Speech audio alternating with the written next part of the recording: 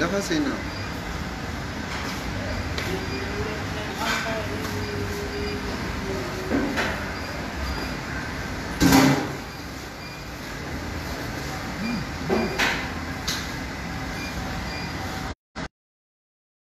Ya jela jualan bil tegina hon dikisah nu akar uftan takkan ya jualan jawar macam mana ya bil tegina nak kerja tanu ya askes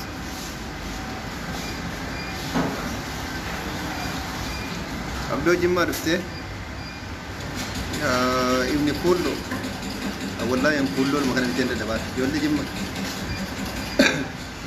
manti kullo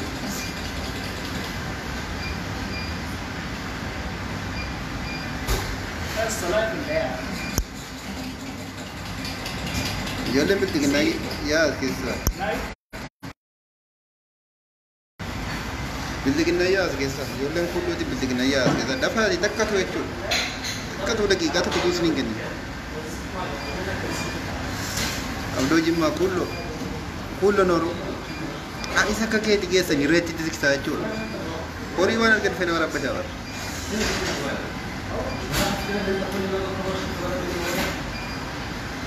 dapat share goda ka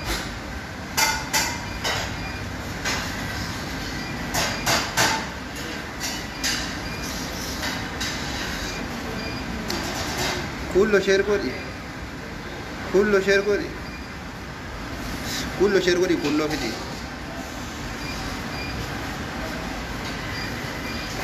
ada sih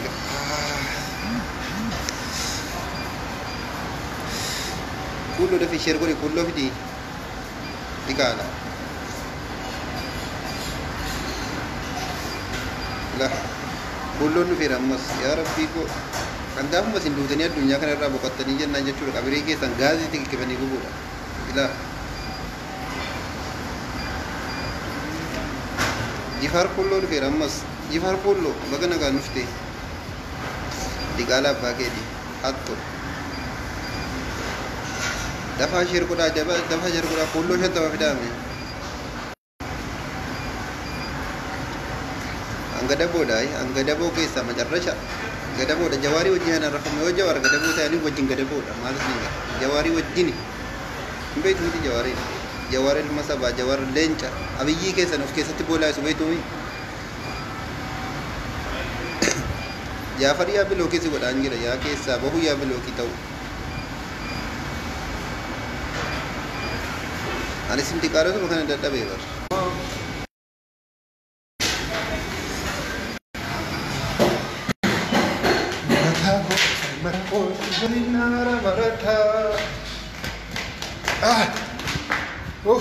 ya imam binti ginal mau ada es kare tiga dim se singora nabe itum di ho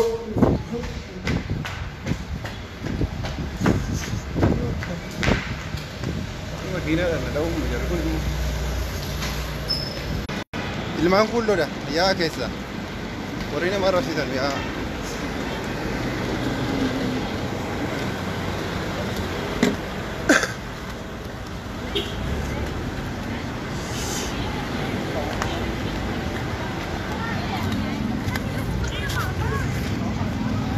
Angko ikan anjir wan, sila nama beranjir hammal le bakken bahe, ya, giftot.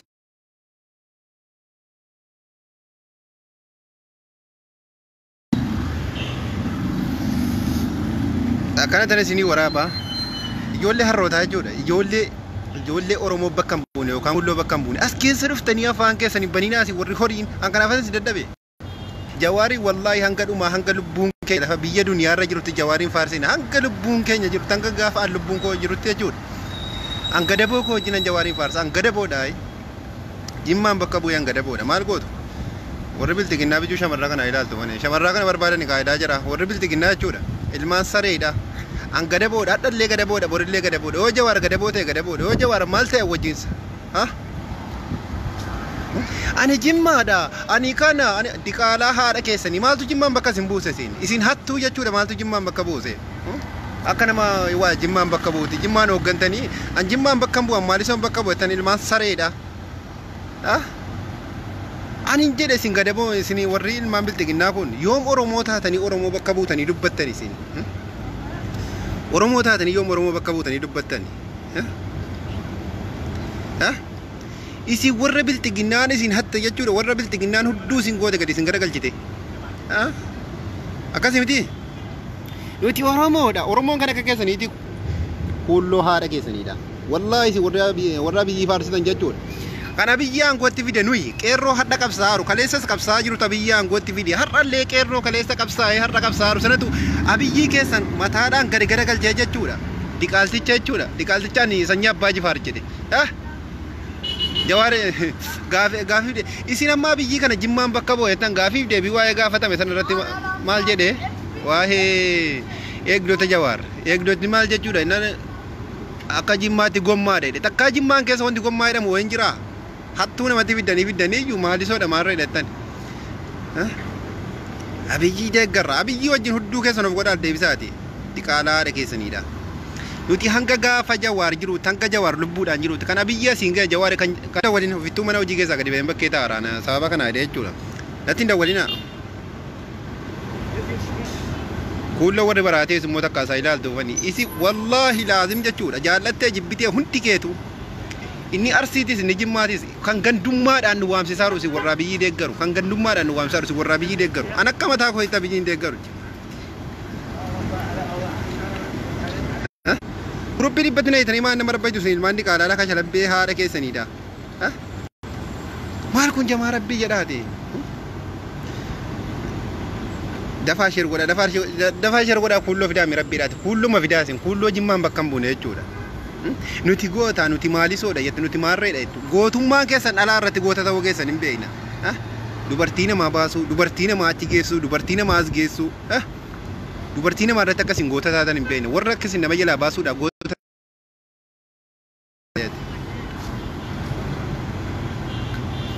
ilaagaa addeebi'ee doofaa jedha addeebi'ee doofaa naan jedha doofaan jechuudha abiyyii deeggarra abiyyii maal abbaasaa beektanii deeggartan abiyyii nutu fidee bar abiyyii dhuma isin deeggartan kana wallaahi nuti ilmaan Oromootu fide malee isin warra kolkollee miti kan abiyyi fidee asiin ga'e nuti ilmaan Oromooti malee isin warra kolkollee miti dhaggeeffadhu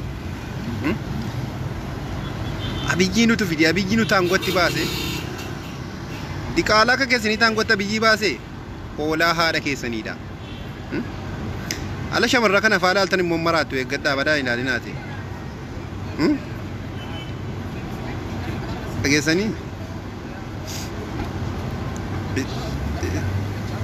isin maraacha miti yaa warri guruppii natti hin dawwalinaa rabbiidha warri guruppii natti hin dawwalinaa haadha keessaniidha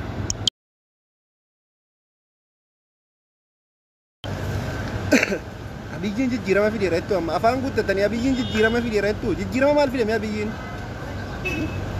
isin ammoo utuu abiyyiin jijjiirama fide jechuudha utuu abiyyiin jimmaan bakka bu'e uummata Oromoo bakka bu'e jijjiirama fide isin hadha suudii keessa teessu isin har'a suudii keessa teessanii nama harrasitanii dhalaa dhiira keessaniin jechuudha biyya namaatii maal fuuldura jijjiiramni dhufeewu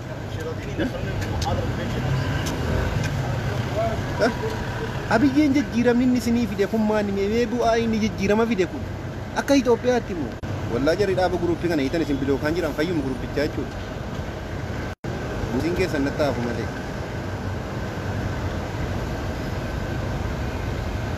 gortee achi gortee wanti isin odeessitu gadaboon haadha keessa naqabu gadaboo gad deebisee akkana isin ejjete dubartii keessan dhiira gadaboota ejjetanii dhiira keessan gadaboota ejjetan nuti warra gadaboodha nuti warra gadabooti har'allee borillee nuti gadaboodha maal gootu gaafa isin biyyatti galtan immoo tokko tokkoon jechuudha dhugaa keessan isinitti himu fayyaa manaa isinitti gubne jechuudha har'a awwal waalonni wanta argitan adeemtee waa'ee jawaaraa sooti haraan surree hidhachuun barre dhiirri jaraa kan uffataa fi muduraa walii wallaata jechuudha qinibbiriin kun alaa jechuudha takkaa namni hammatti kanatti lakkoofne deebite waa'ee jawaaraa sooti baraa gad deebite jechuudha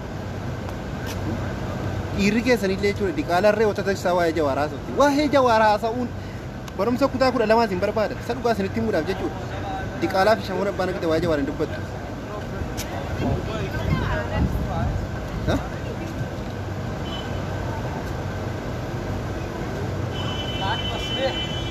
saluu ji'a jedhan tala tokko fe saluu fee jira maqaan wallahi mucaa tokko as keessaa saluu ji'a jetti deemii salami isin akkasii shalleedha wallahi laatu warruma shalloota kan hin dadhabeen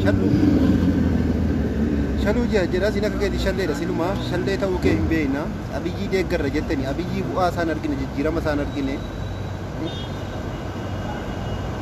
nuti warra jawaariin deeggaru jaallattan jibbitan har'allee kaleessallee nuti warra jawaariin deeggaru gollee warra jawaariin deeggaru iftaanillee warra jawaariin deeggaru natti hin dawwalinaa ala waa'ee biyyaa isa hin dawwalamaa jiru sheeriin goota nuti ijoolleen gada bookooti ijoollee gada bookooti sheer godhi ijoollee girrisaa kooti sheer godhi guruppii kanatti maa hin nayitanii jechuudha meeqoo ishii Usman Bashir koy me invite si verga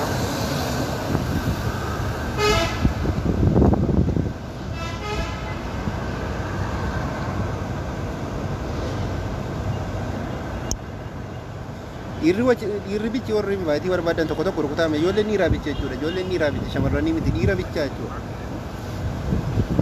keessattuu irri kulloo invite nagaafadhu min nagaafadhu yaa kulloon invite nagaafadhu siin jedhe yaa kulloo invite nagaafadhu tokko rukutisiifan deebisaa kulloon hin jiru as keessa amma namumaan qixxaattanii nama fakkaattanii as keessa dhokattanii teessumsiin kulloon amma namaan geenye jechuudha haadha keessanii gadanis hin deebisaa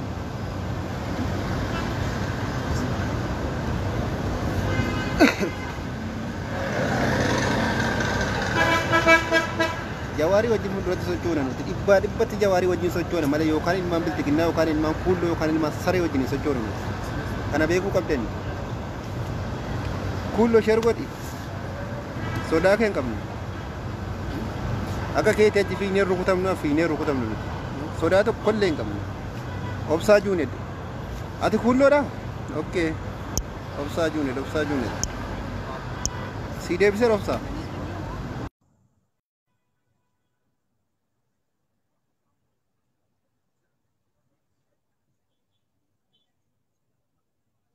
obsaa juuned si deebiseera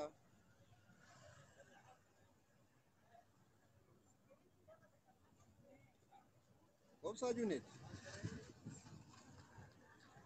dafaa sheer godhaa akkasiin maaliif ijoollee gada bookootiin jirtanuu isin obsaa juuned kuulloo malee namti tokko ijoolleen kafa waan gaafatan ijoollee kuulloo bicha na gaafadha ijoolleen kuulloo bicha na gaafadha kuullummaa keessaa loo fudhate bartee na gaafadha ijoollee kuulloo daa deebisime lakkoofsa tokko rukuti kuulloo tokko argadheera bestii kiyyaadha kuulloo waa'ee kuulloo siifan deebisa bestii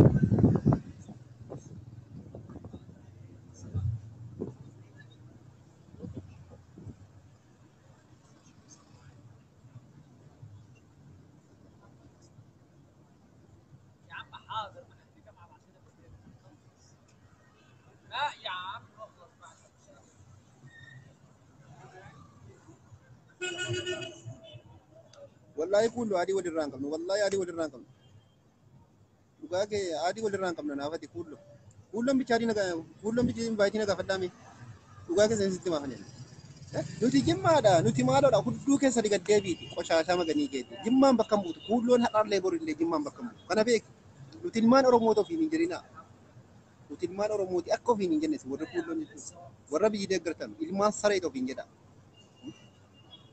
akka saree iddoon itti rukutama, iddoon itti xallaafama, iddoon itti boha, asitti rukutamni, asitti maal taane, asitti maarisoo taane jedha jechuudha.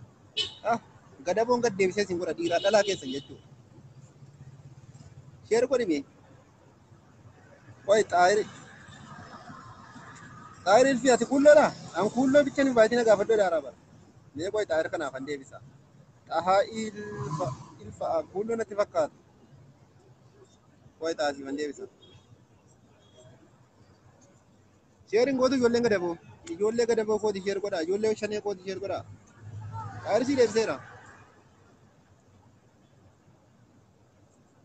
Xaayir sheer godhi. Xaayir deebisi. Xaayirin deebiftooti.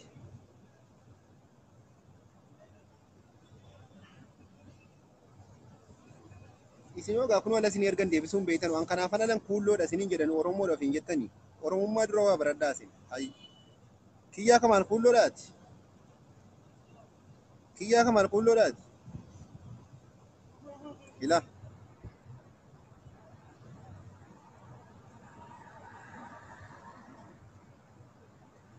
An kuulloo bicha barbaade, kuulloo bicha barbaade, kuulloon hin baay'ee ergadda dafaati.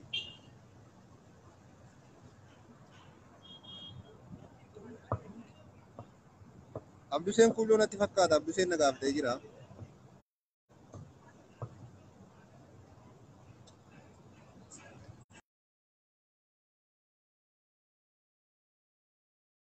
Abdus asii ergeen jira. Abdus asii ergeen jira. Sheer godhaame. Haala Abdusee. Sabboonaa keenya. Salaamu alaikum warahmatullahi wabarakatuh. Waalaikum salaam warahmatullah. Akka Muhammad. Nagaadhaati kuulloodhaati. Lakki kuulloo miti. Maadhaan kuulloon bittiin baay'inaa godhaan jedhe maaliin na fokkisiiftu ammasiin. Lakki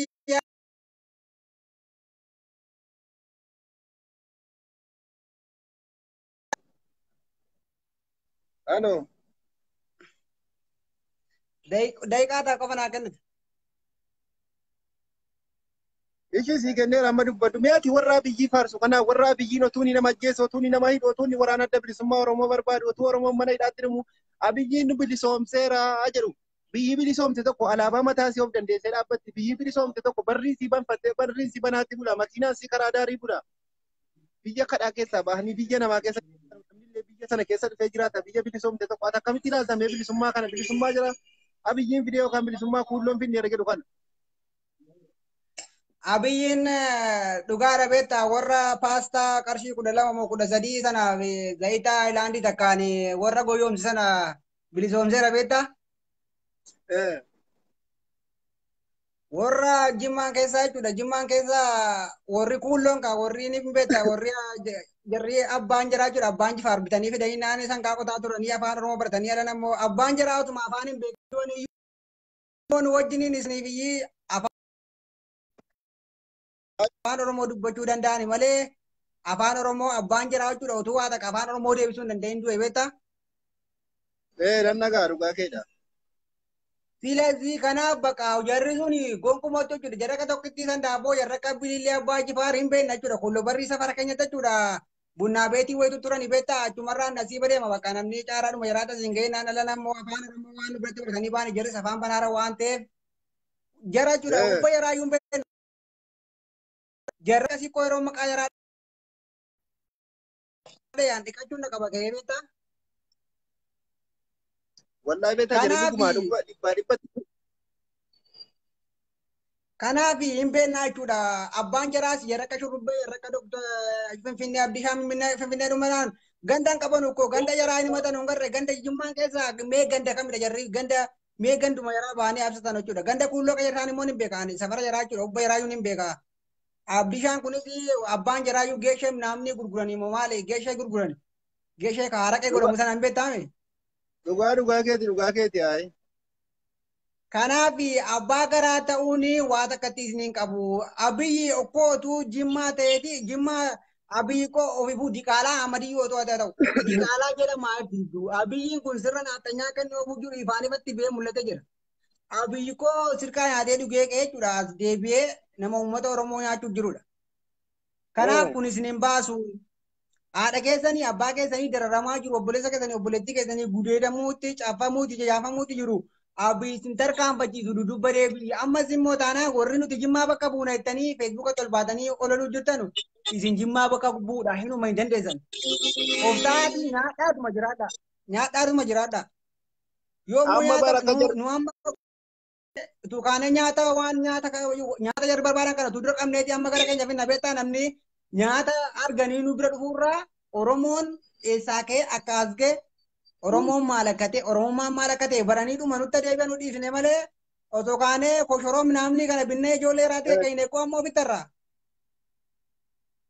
Maal Angaasaa Ibrahim maal jedha? Kanaaf Angaasaa Ibrahim maal jedha?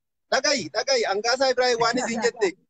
Jawaara Angaasaa gadi nama Ibrahim bobbaasu. waan jedhe keessa Dhagayeera nyaata namatti hin kennu dhugaatii namatti hin kennu itti bara.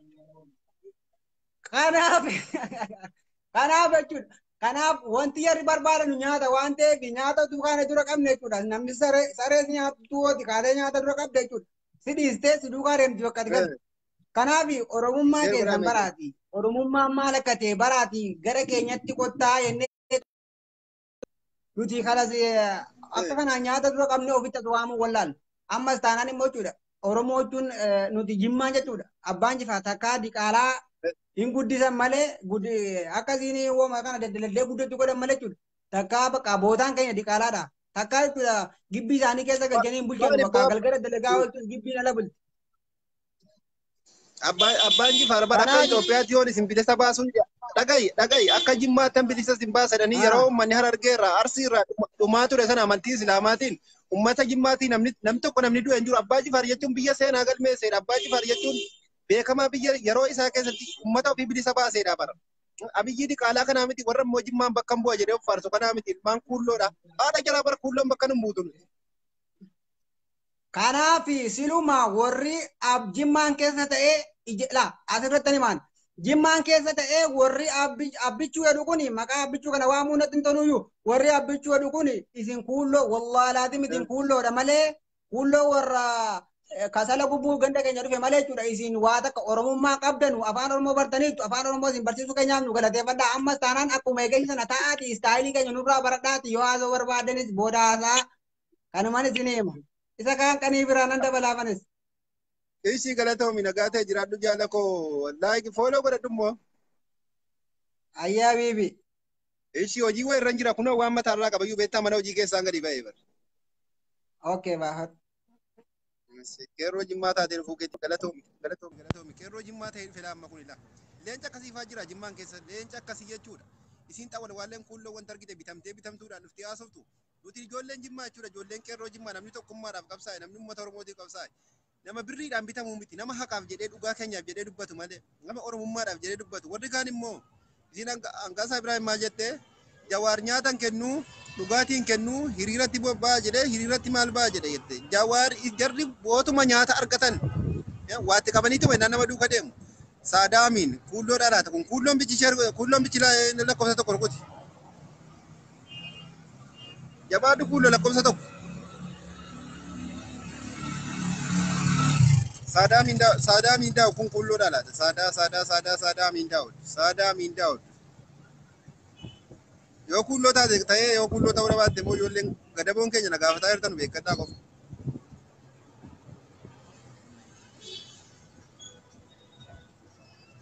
Qoy.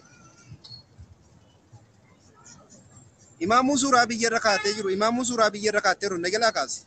Imaamu najalaa kaasi. Imaamu najalaa kaasi. Imaamu dafiga. Maal isin sheeriin gootanuu namni galeessamu sheeriin gootanuu imaamu najalaa kaasi. Imaamu yaa ilma kuulloodhaa najalaa kaasi biltiginna. Suuraa biyyi fuudhi hudduuti cufadhoo naa jettu. Kaasi najalaa bukaatam. Ilma haadha gooti.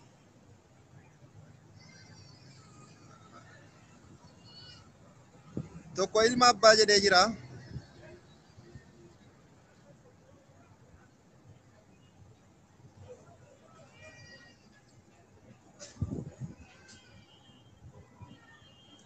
Ilma abbaasii deebiseera dafi. Kuulloodhaati. An kuulloodhuma bichaadhaan ijoollee waa irra kaa'atanii gadaboo akka kooti na jalaa naan ergina. Halo. يا شيخ Ay, salaam alaikum. Salaam alaikum.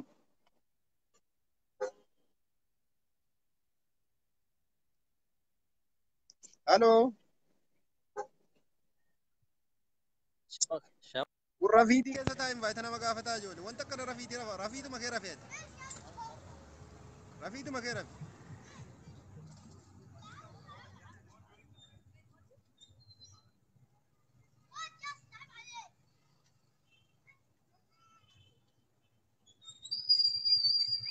Rafiituma kee rafi.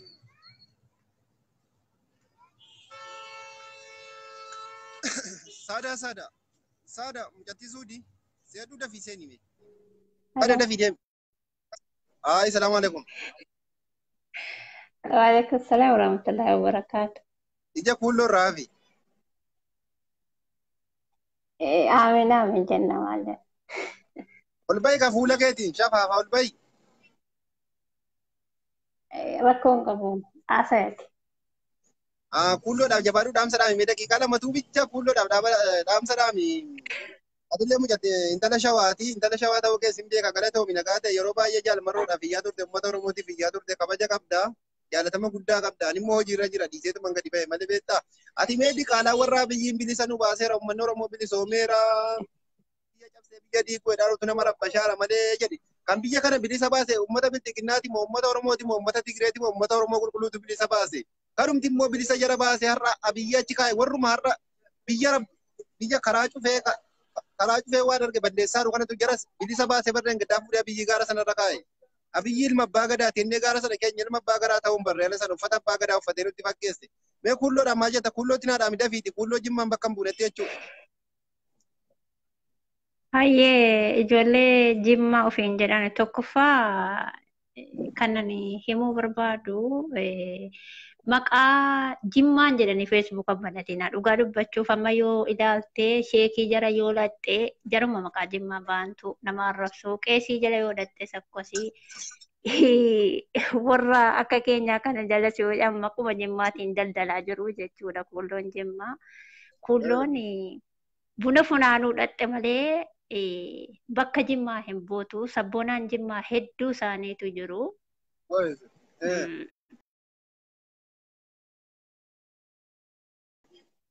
Eessaadha? Kanaafi dhagaa samte.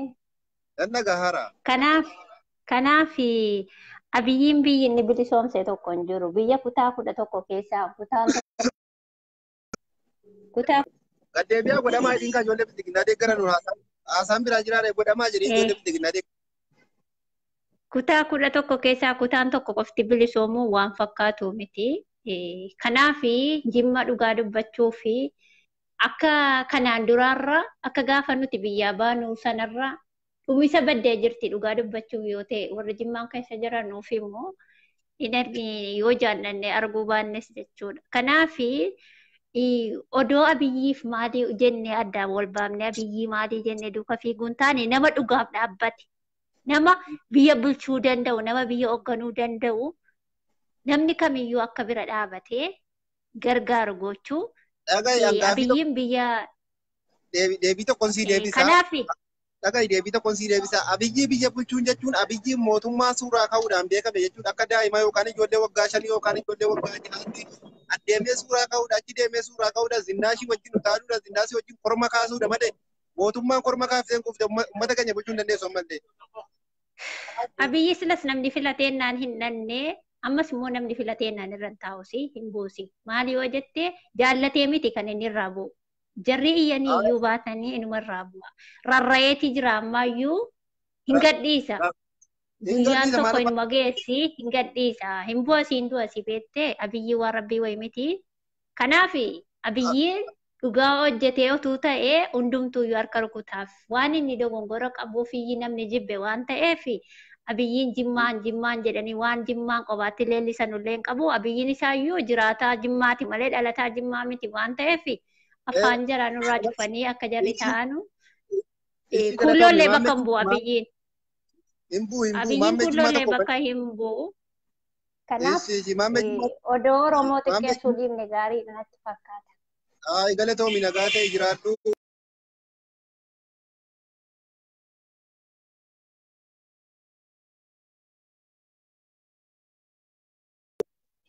Maammee Jimmaa kuulloodhaa silaati. Maammee Jimmaa yoo kuulloo ta'e kuulloodha edda fiiti. Maammee Jimmaa. Maammee Jimmaa.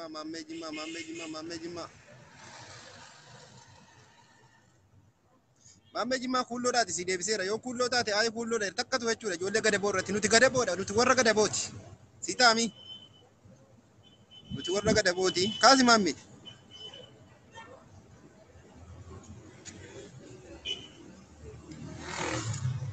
Maammee kaasi.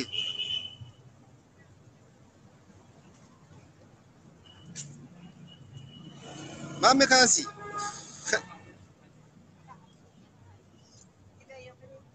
Maammeen kaasaan jiru rafiitii irra jira yookaan shamarraa bira jira. Akkasii ijoolleen kuulloo as keessa hin jiran. Baaniiru fakkaata ijoollee gadaboo koo bichaadha kun hariin jiraa tokko jedhamtu gadaboo bichaadha. Gadaboo kooti jechuudha. Gadaboo jechuun ana. Akkasi jaallattan jibbitan. Gadaboo yoo galchuu ta'e natu jimmatti galchaadha. Gadaboo fuddeen jimmatti gala. Akkasi caaltuu sabboontuu siifande caaltuu sabboontuu. Caaltuu sabboontuu kaasi. Dhaamsa kuulloof dhaabimee dafiiti. Dafii dhaamsa kuulloo dhaabime. Caaltuu.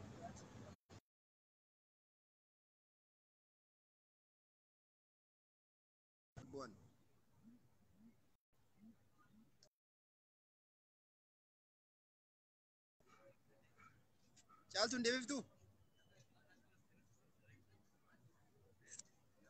Caaltuun deebiftuu sheer godhaame dafaati. Caaltuu deebisii. Wayyoo mucaa sodaattuu wayiiti kun. Kuulloo Jimmaan bakka hin buuneef dhaamsa hin qabdu? Ichi immoo diqaalaa Arsii bakka hin buuneef dhaamsa hin qabdu? Mee namni uummata Arsii bakka hin buune diqaalaan jechuudha warri garaadhaaf fiidan bichi kottaa galaama. Warri uummata Arsii bakka hin buune bichi tokko tokko rukuta. Warri uummata Arsii bakka hin buune bichi jechuudha diqaalaan. Arsii keessa gantuun inuma jira, Jimmaan keessa jira, Wallaggaa keessa jira. Biyya kamirrayyuu gantuun jira waan ta'eef mee manneen ishee mucaa Jimmaa mee mucaa Jimmaa kanaaf an deebisa. Jiyee mucaa Jimmaa jedhama maal jiyee mucaa Jimmaa. Jiyee mucaa Jimmaa.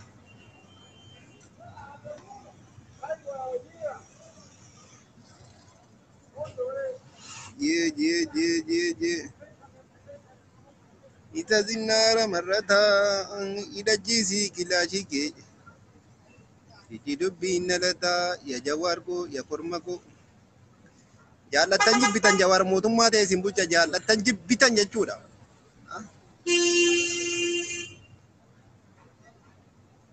Ilaa gurbaa inni jabbii jedhu kunoo jabbiinis maqaa namaati. Jabbii yaa rabbii kooti maalan argaara galgala keessa jechuudha. Zabanaa biyyiin filatamee jiru kana keessatti jechuudha waa baay'een argaara. Waa baay'ee jechuudha. Waa danuun argaa jira zabanaa biyyiin filatama. Kaalittamaam yeroo danuun arrabsaa turte kottu seeni miti. Kottu seeni. Kaalittamaam.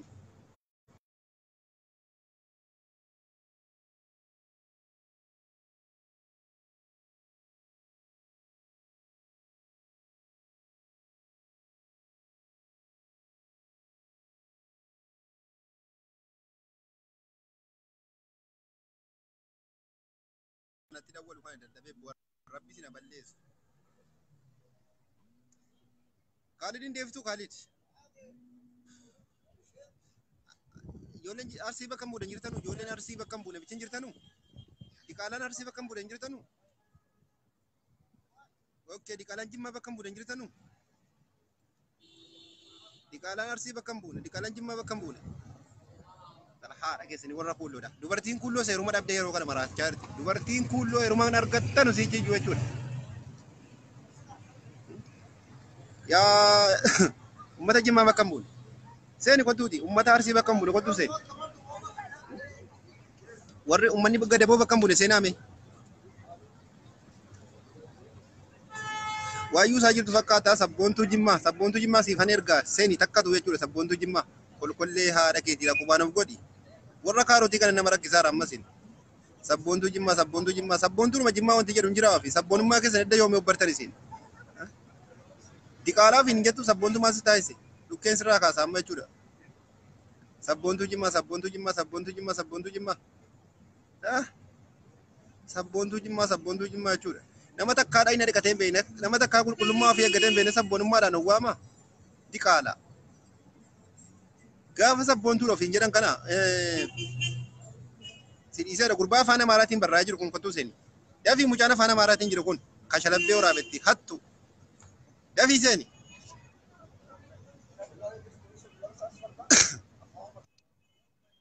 Hin seentanuu daftanii siin.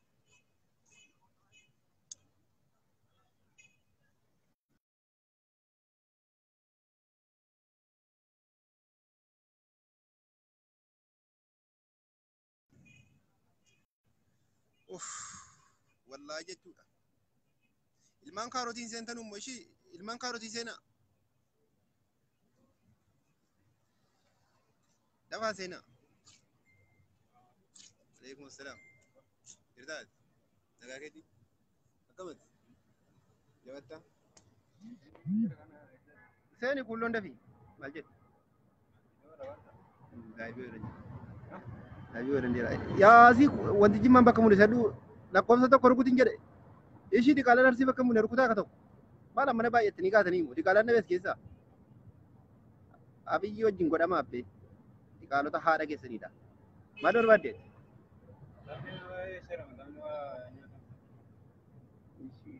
Maxxanni waan nyaatamu naannoo kana maa kunis qabteedha yaada. Eessa jettu silaa? Dunkaanuma kana qabattee suuqii kana. Suuqii masaasira kana qabattee inni kun waan jedhaaroo ilmaan harreedha haadha kee gaddeebisii godhi anni ma keen qabu haadha kee godhi gaddeebisii. Diqaala hattu Kamal Mahammad baay'ee kaalisi galchaa jiru sila sabaate inni kun eessaa baay'ee ilma abbaa baay'ee abbaa kee dhaabin irraa abbaa gadummaa abbaa gadaa hadha bartamu sirna abbaa gadaa hadha bartami warra hattuu taatu maqaa jimmaa balleessa yadda caaluu suuraa caaluu irra buufate.